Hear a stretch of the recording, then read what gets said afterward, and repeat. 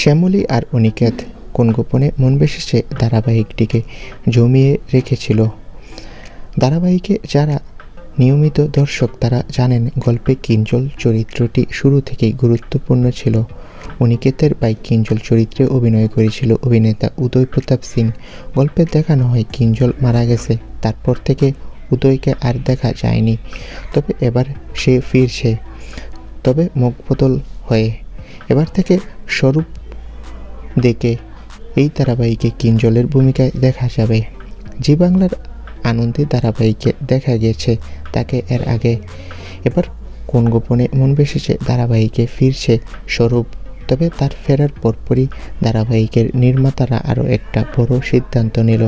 হ্যাঁ, এবার সিরিয়ালে দেখা যাবে যে শ্যামলী চরিত্রটি মা হবে। একদিকে কিঞ্জল ফিরবে, অন্যদিকে শ্যামলী মা হবে। সামনে গল্পে ভয়ঙ্কর ষড়যন্ত্র হবে, তেমনই আভাস পাওয়া যাচ্ছে কিঞ্জলের ফেরার মধ্য দিয়ে।